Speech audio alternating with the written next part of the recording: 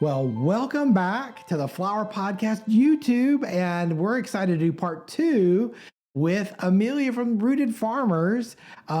It's we are going to dive into the most wonderful part of your flower farmer of Rooted Farmers. If you just joined us, part one, you can go back and see where we're talking about this platform from the buyer side. Now we're going to dive in from the flower farmer or grower side. That is where the magic happens, I think. I mean, it's magic for both sides, but it's really magical for the flower farmer. So welcome back, Amelia. If you want to give us a recap for people, who are new, let's do it. Sounds good. So I'm Amelia. I started Rooted Farmers in 2019.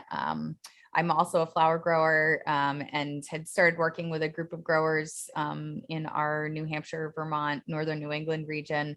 And we were working to really access the Boston market. And we're struggling with how to communicate our availability in a streamlined way that made it easy for buyers and also easy for us as growers to share what product we had and to be able to manage all of our orders. And then also, kind of on the fulfillment side, be able to receive those orders and then harvest them and then get them out and packed and shipped, kind of trucked down to Boston. And so we were using an availability list system the first half of our season. It was a nightmare. It was awful. I hated it so much. And it meant that I was up, with my husband, and we're, elbowing each other to stay awake until 3 o'clock in the morning, building invoices by hand.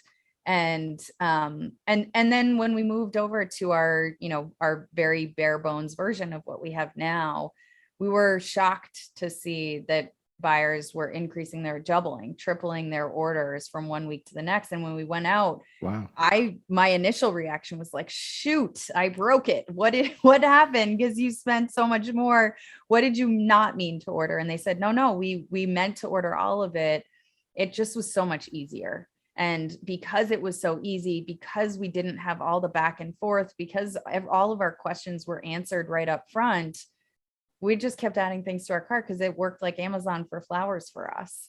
And that was kind of a light bulb moment of saying, gosh, if we can solve this for our group, there's got to be a way we can do this and solve these problems for, well outside of our Northern New England region. And so that's our backstory. That's kind of how we got started. And we're now going into our fourth production season, which is really exciting. I think we've seen a lot of really great excitement that's come out of our members, and members who are super engaged and invested and want to have a say in what this tool looks like going forward for growers. So it's really been, I think, a really nice treat for us to be able to have that immediate feedback, have that continual feedback, and be able to create a product that's actually useful, not just what we think will be useful, but what all of you think will be useful to you and your businesses and your farms and your customers. Yeah, well, I know I'm just so excited to see just since last year all of the changes, all of the people using the platform, and can't wait to see what's new for this year. So let's dive in. Sounds good. Okay, perfect. So this is just our homepage. If you want to learn more about Rooted, if you want to see any of our testimonials or take a look at why, shopping from small farms and local growers is important, you can hop on here. This is also where you'll start to create your account. So we do have an application process that's really important because we do want to make sure that we're bringing on only legitimate and qualified growers into this space. This is not, this is a screening process, and it's something that we, guaranteed to our buyers is that we're going to have a curated marketplace of growers who really are experienced and are not introducing imports into this system at all. So that is the application process. We are going to ask you about your business, your growing experience, all sorts of fun things, how you got started here. And then, once you're approved to join our community, then you'd hop in and you'd start setting up your account. I think we'll start by, let's see here. We'll start on the grower side. And I'll just show kind of what it looks like when you first log in. So when you first join, you first log in, you land on your dashboard page, and it's just a tutorial. It just walks you through what are the steps that I need to do in order to get started here. And I think this is the thing that I want to call out most is we are always here. We are not bots. We are real people. We are here to answer your questions and hold your hands and walk you through it. And it's every Tuesday at noon Eastern. We call them internally office hours. We're just there, and we're there to answer questions, troubleshoot, give platform tours, walk you through, any sort of setting up your products, things like that. So all you have to do is click this button here, and that brings you right to our Zoom meeting every Tuesday at noon Eastern. We are on the East Coast, so everything's in Eastern Standard Time. So you would walk through just these basic setup steps. You'd complete your profile. Every grower has a profile. So we'll just look at your profile here. So this is a pretend version of a farm. And we can see here, this is basic growing information. So we've got the name of the farm, we've got their city, state. In this case, this is somebody that we're connected to. So our whole system works on an opt-in basis. We're never going to let people see your product who you have not said, these are people I want to see my product. So you're making that decision as a grower.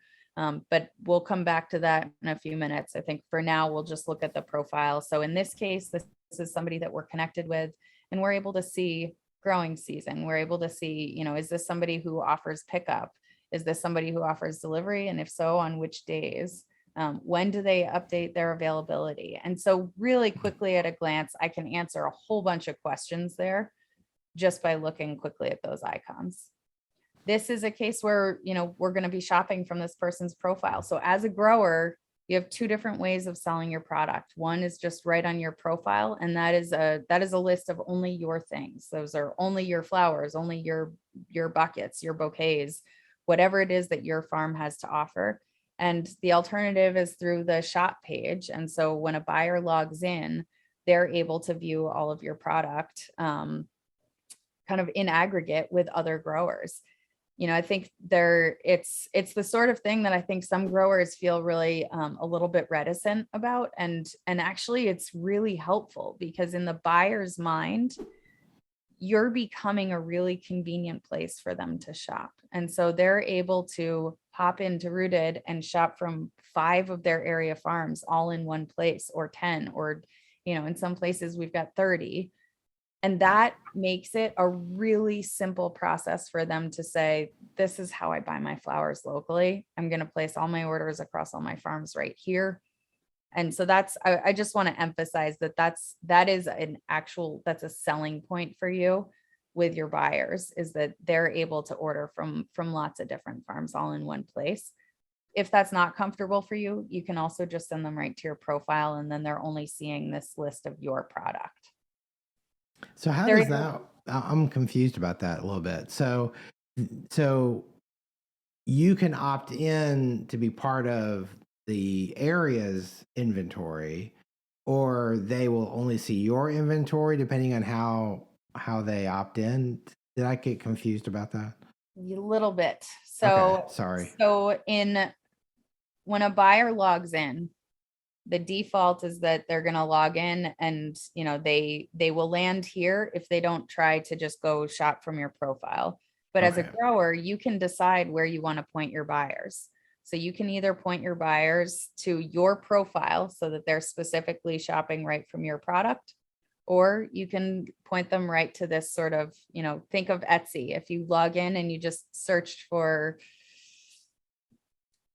dried flower arrangement, or, a wooden sign that has a cute saying on it, you're going to see all sorts of artisans product all in one place. So it's really the same model here. So, but it's flexible around what feels comfortable for you and for your farm. Sure. Okay. That makes sense. Sorry. That's okay. It's a good question.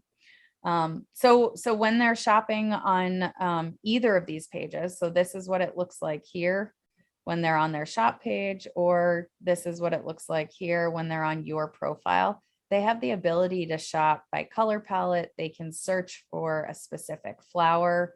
This is especially helpful when you really get into those peak production months and you might have 30, 40, 50, 300 different listings and people are looking for something specific. So we'll just type in dahlia here. And so they can search for dahlias specifically. If they don't want to search for a specific flower, they can also just filter by color palette. So if we're looking for, let's see, burgundy and blush and white, we'll see what comes up here. And we're able to really quickly filter. So imagine on the buyer side, they're thinking about, what is this event that I'm designing for? And how do I want to look across this product really quickly and efficiently to be able to find things that are relevant to this bride's palette? So so I think we talked about this in part one, but the images. So if I've got a phone with a camera on it, I can just take a picture and it Yep. doesn't have to be super fancy or anything like that. I can just get something on there. Obviously the better it looks, the better it might sell. But I mean, you're just trying to get an accurate picture to put up there.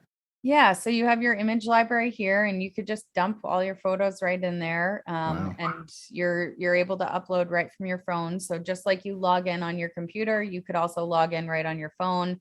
That's how I upload all my photos, and I keep a farming album. So I just keep all my flower photos together and then I'll just like batch upload them. Just be sure not to navigate away from that page if that's what you're doing. If you close the page out, it's going to shut off the upload. So that's the only thing to be aware of there. So this is something new from this year. We have the concept of store settings. And so what we're trying to do here is really simplify that process of connecting with your buyers. So again, you are opting into all of your relationships. So we'll just hop over here and look at our buyers page. So these are all of our wholesale buyers. These are people who we have said, this is who we want to work with. We're going to turn them on or we turn them off. If we turn them on, we need to set days for delivery and pickup. So it's going to save your preferences if you decide that you don't want to offer delivery. If you decide that you do want to offer delivery, anywhere you see red font, that's a signal that you need to do something else.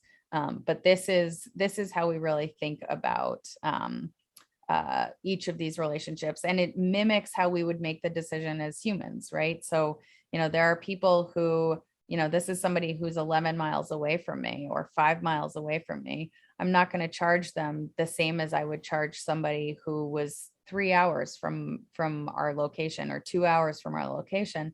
I'm going to charge those folks a bit more for that delivery fee. I probably also wouldn't offer them pickup. So if somebody was several hours from our farm, pickup wouldn't make sense for that person. And probably I'm only going to give them one delivery day. Whereas if somebody was right next door, I might give them pickup as an option every day and delivery as an option every day. So that's really how we think about those relationships. But hopping back over to those store settings, this simplifies it for you. So this is where you're setting your defaults across all of your new relationships. You can share, which categories of product are available for this channel. So we really split everybody into wholesale. We're segmenting people when they apply as buyers or they create accounts as buyers. Wholesale, and what can our wholesale buyers see? And then retail, and what can those end consumers see? And so you're able to really look across those categories at, who should be able to see which of these products.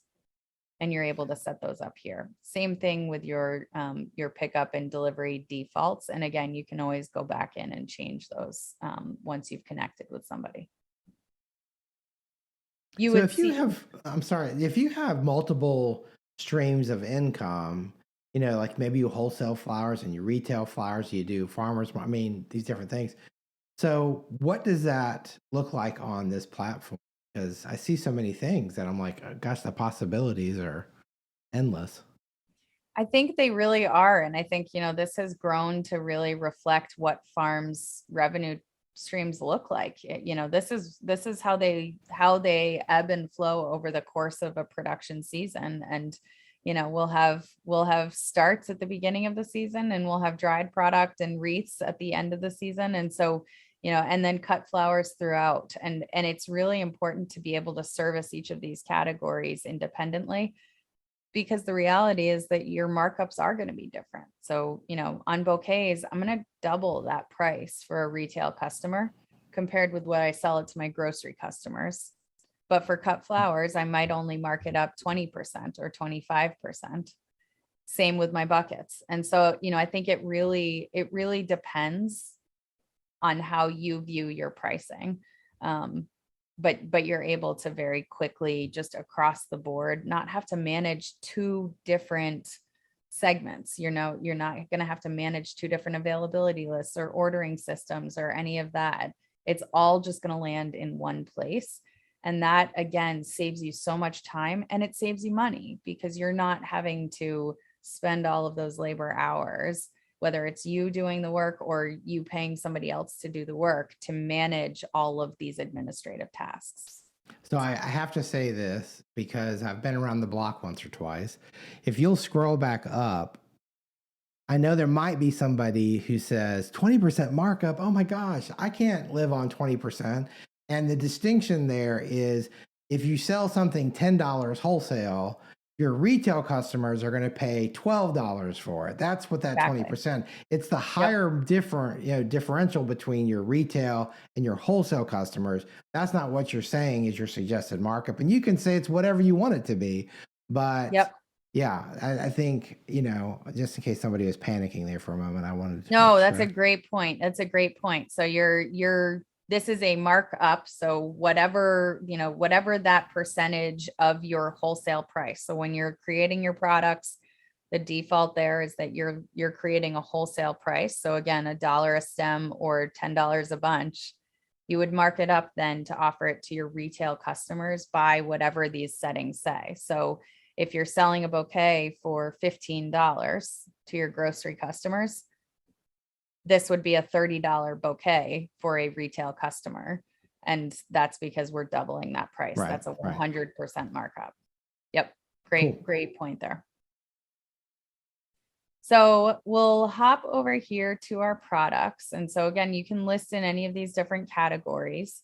And we really split product into hidden versus visible. And that's to make sure that you're only focused on what's right in front of you, what you need to be focused on right now. So if a product has not come on yet, or if you have already finished all of your production on a particular product, you just hide it. And you can do that by just hiding it right here. And then it goes away and nobody can buy that item from you. It doesn't actually go away. It just gets hidden. You're able to turn it back on. You don't lose anything here unless you decide to delete an item. But that just gets hidden so that you don't have to be thinking about it, and you can really only focus on those visible products here. When you're creating new products, we'll just walk through this very quickly. This is not different from how it worked last year. So you're just pulling a product in from our drop-down menu here. So you can type in, if you're looking for cafes, you can look for, any of the varieties of ranunculus that you might be selling here. And you're able to pull in a very specific listing here. And that's important because when you go to harvest it, if you were to just say, I have pink ranunculus, maybe you've got 6 different varieties of pink ranunculus that you're growing.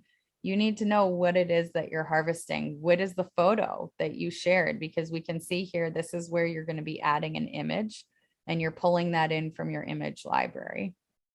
So did you create the flower names or like we do? So yeah, so we've got thousands of flowers in that database. If you are growing something that we don't have in the database, you should just send us an email and we'll add it. So it's just help@rootedfarmers.com, and we'll take care of getting those added for you. Yep. Okay, so people who have long followers of the Flower Podcast and know of my craziness, I have to ask, do you have pokeweed listed? Is pokeweed an option? Oh, I don't know.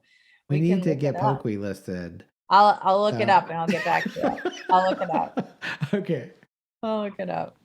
So we do price by the stem. So this is again based on feedback from buyers. They want to be able to really think quickly about the cost of an item, and they don't want to have to do math if you're listing 5 stem bunches or 10 stem bunches compared with other growers. They want to just know immediately what is the price. And so you do have the flexibility of changing the bunch size here, but you're always going to price by the stem but list by the bunches. Oh, So okay.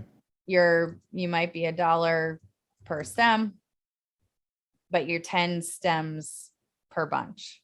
And then you're deciding I have 10 bunches of 10 stems. This is a very standard way for buyers to be thinking about, for florists, for designers to be thinking about um, how they purchase product, how they think about quantities, how they put together the quantities that they need in order to build all the designs that they need. So this is very intuitive on the buyer side, and it's important to really honor that for them. You choose a standard color, so a dominant color. So this is, again, you can always sell mixes of things or mixed pinks or whatever. But on the buyer side, we remember how they were filtering by color palette. This is what it's based off of, is you deciding here, this is the color that I think is most represented in this item. So Stem. the flower name, I know you said was part of, you have thousands in there. The Yep. description, is that also linked to it, or is that something that the farmer puts in as a description? So the description is up to you. So Oh, you're okay. able to you are able to go ahead and put in a description here. I think it's really fun for us to see descriptions that people will sometimes use.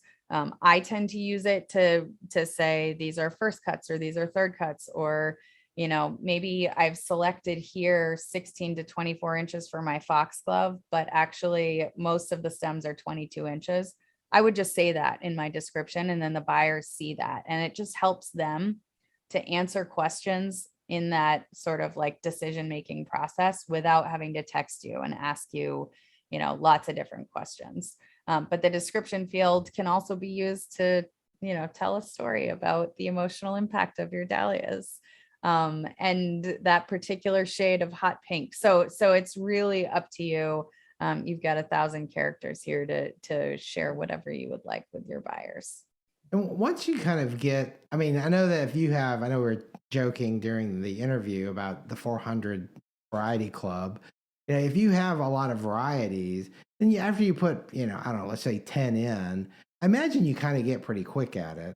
Yeah, I think it probably takes me, I don't know, maximum of 30 seconds per listing to create them. And then I just go through here and I make sure I've got visible whatever products I want to work with. And then I decide what are the dates that I want to offer that item up. So usually I'm listing out on a Thursday and then going for a week. So I'll update my product for the next 7 days. And then I update all of them. Yes, I'm sure. And then all of my availability is updated and I'm done. And I don't need to deal with, kind of that whole process of Excel spreadsheets and updating and taking stuff off and making sure I added all the right things. I can really quickly go in here. I can make changes to the quantities. I can always change prices. And then once I'm ready, I can just notify all of my buyers. So select all, send a personalized message. And then when I hit send, they get this email that says, hey, your farm has product ready for you to shop. Hop in and start buying their things. So it's really just eliminates all of the time consuming work of creating those listings and then communicating it out. Is that new? That's not new, I don't but it's remember that possible we last didn't touch year. on that last year. Yeah, no, that's not new. That is amazing. I mean, when you've got the masses salivating for your flowers, how wonderful to click a couple buttons and just, let all your fans know about Yeah, your lovelies. So, yeah. totally. Because at the end of the day, none of us want to be sitting at a computer all day while we're in that peak production season. We want to be getting done the stuff that we need to get done during daylight, and then maybe having a minute or two at night, as opposed to, coming inside exhausted and then having to sit down at a computer and deal with all of the spreadsheets. Okay, so you said something that I now need to ask a question about. Um, is this phone friendly? It is. Yes, it is. So you do need to be on Wi-Fi or cell service. You need to be in service somehow. But you can just log into everything right on your phone, just in your browser. And everything is mobile friendly. Yep. Wow, that's Yeah. great. So we That's have a even lot of more growers who convenient. will, yeah, a lot of growers will just update right from the field. And that's what I do. I'll just take my phone out and I'll update my quantities right in the field and say, yep, this is what I have for these things. And I'm done. And I can just really quickly notify people, and then I can go hang out with my kids instead of having to deal with, you know, creating Excel sheets. Yep. So we'll hop over here to orders. So I think this is something that is really helpful. I'll just point out, we can make a harvest list in 0 seconds here. It's probably, 12 milliseconds or something. And so we just pulled in, I don't know how many orders. Let's see, 1, 2, 3, 4, 5, 6, 7, 8. I might have skipped one. It's like 9 orders, and instantly created a harvest list across a bunch of different buyers. So I can see the total number of bunches that I need for that item. And then I can see how they get split. And that's important to me as a grower, because I know I might harvest for Carla differently from how I harvest for Amelia. And especially I think in the case of buyers who have very specific design aesthetics. We have some buyers who really like rigid and more kind of conventional and uniform stems, and then other buyers who really prefer to have that movement in the stems. And so I'm going to cut for them differently, but I'm able to see here how many total I need, and then what is the split among those buyers. Now, if one of your customers has put notes in, like you said earlier, it's a Yep. lily, and I want tight lilies, would that show up on that report? It Like does. as a It shows note? up right under the buyer's name, what they're looking for here. So you're able to see all their notes. We happen to have selected orders that don't have that don't have any notes on them, but they would show up right here. You can see right where it says buyer name and order notes. Okay. And then you'd see them all right there. Yep. So we have, I think this is one of our cool new tools that we did not have last time that we walked through with you. So you can create an invoice, and this is really helpful with a designer who just is insisting on calling you on the phone, and they don't want to look at anything. They want to just call you and tell you what they want. You can just create an invoice for them. You can do it if they're a rooted member, or you can do it as a guest. And so you're able to walk through, should they get my wholesale prices or should they get my retail prices? So you just put in their phone number, you decide what is the order fulfillment, you'd pull in the date that you're looking to deliver it or have pickup, and then you create the invoice. And at that point, you're able to work through, all of the entire process of building an order for your buyers. And you can see here, these are orders that we can go back in. Once we've created them, we can go in and we can send out the invoice to our buyers. So we can see here, this is what we've put together. And then we can send it out to our buyers. We can remove it from our inventory or not. And then we can send an email out to our buyer and ask them to put in their credit card number. And at that point, we're able to process the order. So we can process the payment. Typically, we wait to process payments until we've delivered the product, but that's up to you how you'd like to handle that. So now we can see here that this was just created. This is our little cute invoice icon. And now we can see very like at a glance here that we're waiting for payment from this buyer. But we can see all of the really critical layers to that order at a glance. And then we can hop in and we can look at the order details. that is, I think, those are some of the most handy order tools that we've created. We do have point of sale, I think for growers who have market stalls, for growers who, have like an actual checkout Really? that they're doing. That's where we see most of the point of sale orders being used. And then we have a lot of really fun analytics tools that our pretend website doesn't have fun data. So I'm going to pull up, let's see, I'm going to pull up our actual site here. And so this is what it looks like for us as growers. So because we've spent all that time creating those listings, because we've spent all that time kind of walking through what are the flowers, what are the colors, and we've created this sort of treasure trove of data for ourselves as a grower. We now can benefit from that because we're able to walk in here and see all sorts of business insights that are really helpful to us. You can look over all these different time periods. You can look at your sales in a weekly fashion or in a monthly fashion. You can look at the volume for any given period, or you can look at your year-to-date sales. So again, really quick insights here. You can look at your the actual volume of stems that you sold, how many orders you had at any given week. And then you can hop right over here. So you can always look across your buyers and sellers and see like a spreadsheet of all the sales, same thing over the weekly or monthly period. But because it's real data, I'm not gonna share all their information there. But you're also able to look at all of your flower sales.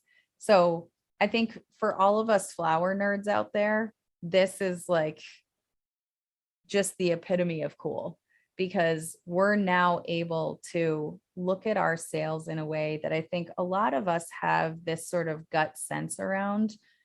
But we also, and Lillian mentioned this in our podcast, we have this habit of sort of glorifying things in hindsight and forgetting about, kind of how they actually did, and really just sort of projecting how we wanted those products to do.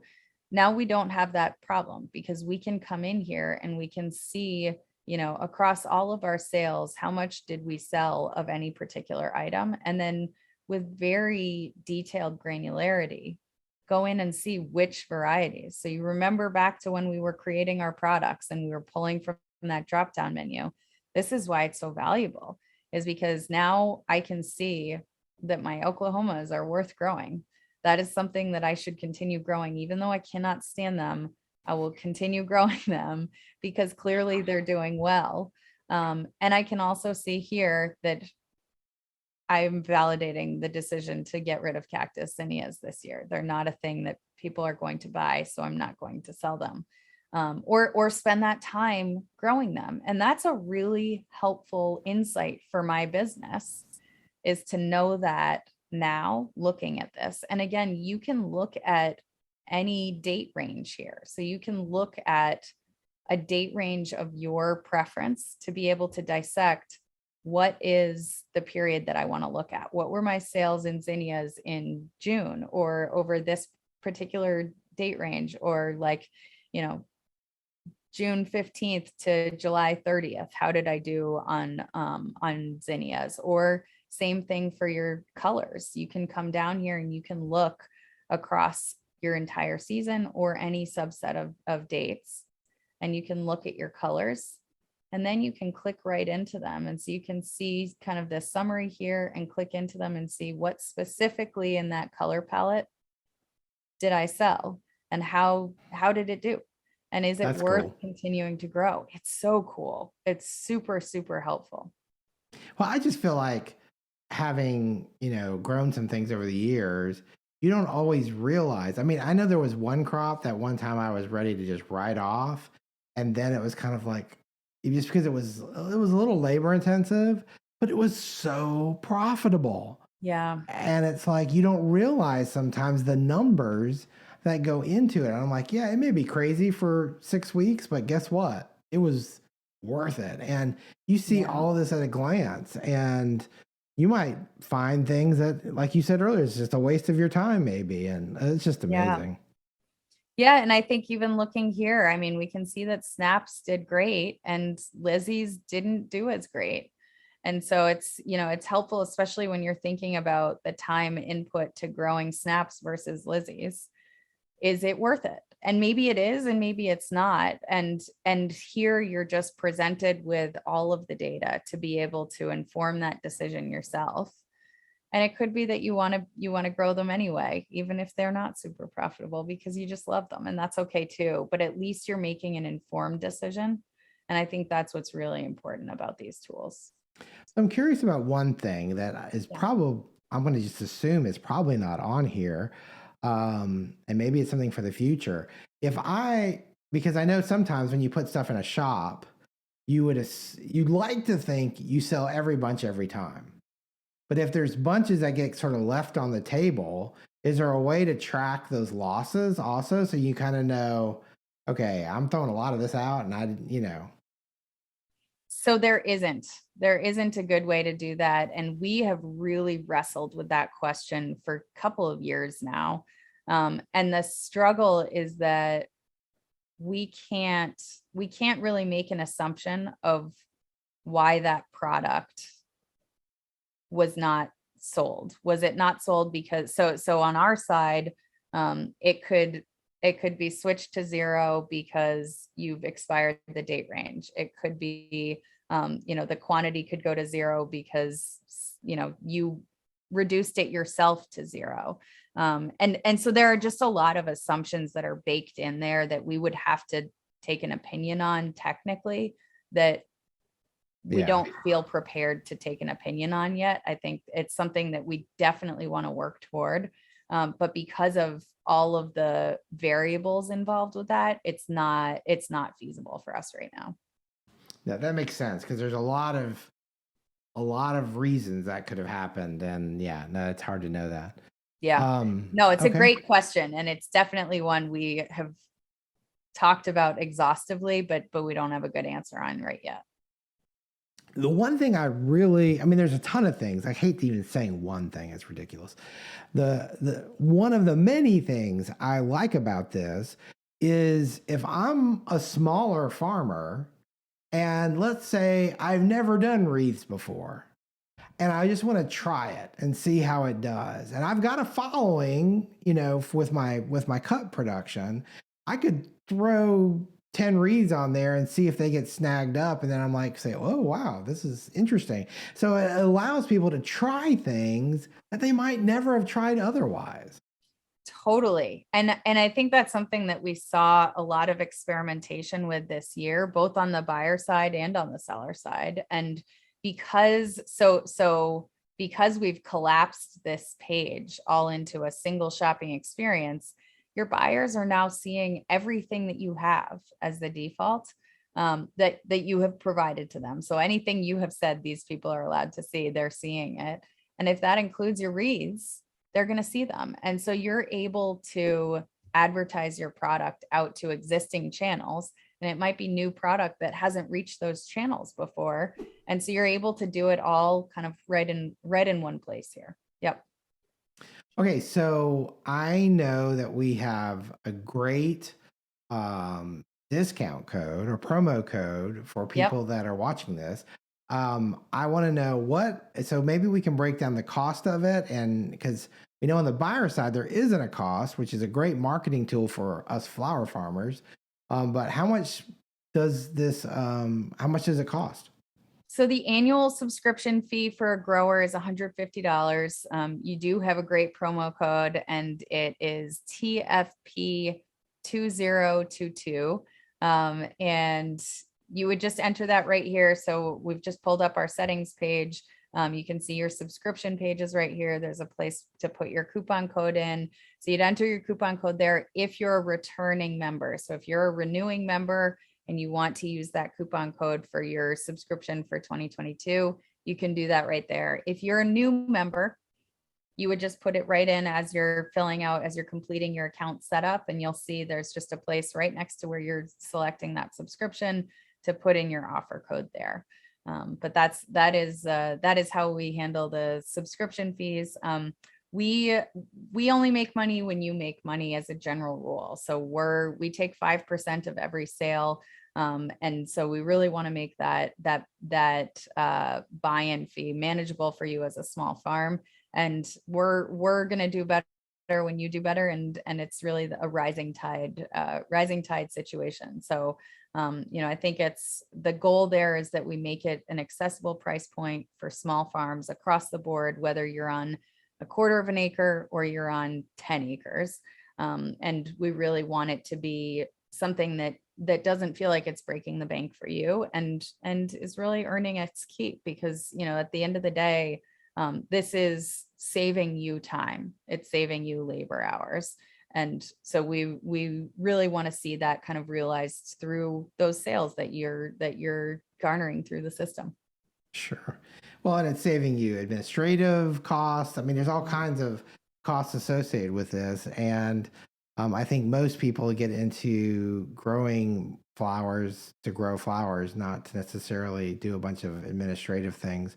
I know today I saw on Instagram somebody was talking about their team was outside planting things, and I'm stuck inside doing bookkeeping. And so, and I think the thing that just excites me too is when you see this, it's like you can do, you can create like your website or your platform for yourself, and you can do your invoicing, and you can do your marketing, and you can, I mean, it's like everything feels like it's right here in one place.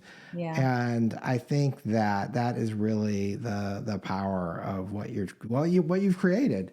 So I want to make sure that if you missed it, TFP 2022 is the discount code or promo code for our listeners. And if you are if you're a new subscriber, you can use it, and if you're returning, you can use it and save $100. It's $100 off that annual fee, and which is almost makes this, well, I think it makes it a no-brainer, but that's up for everyone to decide. Amelia, thank you so much. And thank you. And I have to say, if you're new to this whole world of Rooted Farmers, we have 2 great podcast episodes. We have one that we did last year introducing Amelia to everybody, and then we had one recently, just a week or so ago, that was a roundtable with a buyer and a farmer that we just had a great time talking about how they use and benefit this.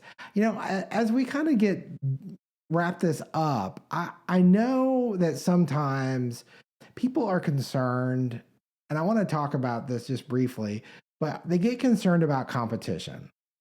And I hear this sometimes, that people, deep down inside, they're concerned about being on the same platform as people down the street or people across the city or whatever. And I just want to know your thoughts on it. I'll be happy to share mine because I always have them. But yeah, I mean, what do you have to say to people that might be kind of on the fence because of that? I think that's a really great question. And I think, we have the benefit of seeing how it actually impacts people to be working collaboratively like that. And so because of that, I can kind of take a very confident stance here and say, it is, I totally understand why that's a concern, but also it's not founded. It's just not founded. What we see across the board is that when growers work together to present their product out, either because they're in a formal collective or because they just are kind of working loosely in the same markets, when you work together to give your buyers easier shopping experiences, it ends up increasing what they would spend. So if they might have spent, $100 with each of you independently, they now come on, and I'm just making up numbers here, but they might spend $250 or $300 because now it's easy.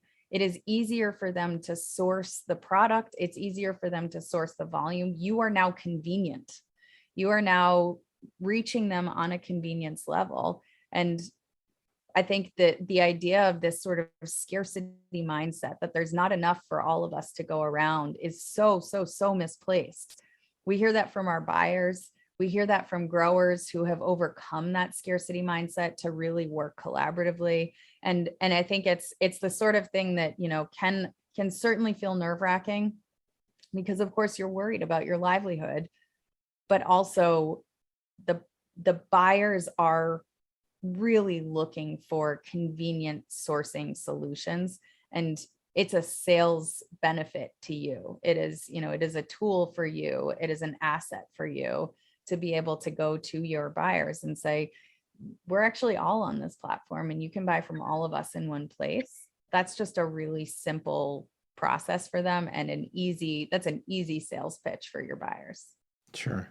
Well, all I know is you see it time and time again on, I've said this before on the podcast, but when you see a gas station going up or a fast food restaurant going up, and you just think, aren't they worried about the competition across the street, around the corner?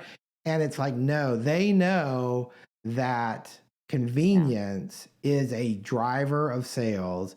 Yep. And it doesn't work that way. It actually brings more people to that area. And in this case, it brings more people because of the power of all these people working, all the farmers working together. It brings more people to the platform, bringing you more customers, bringing you more sales because they see what you're offering. Yeah. And it's like they can do it in their pajamas and, you know, at midnight or, and, you know, whatever. And it's just a very, very powerful platform that I feel like, once again, you know, we can't let our fears sometimes, you know, outweigh the realities, and they just prove themselves over and over again. So anyway, Amelia, thank you so much for showing us this. We can't wait to share it with the world and everything you're doing. And it's always a pleasure having you on the Flower Podcast. Thank you. It's always nice to be chatting with you. So thank you for doing this. And don't forget your coupon code if you're new or returning, TFP 2022. Awesome. Thanks so much. Thank you.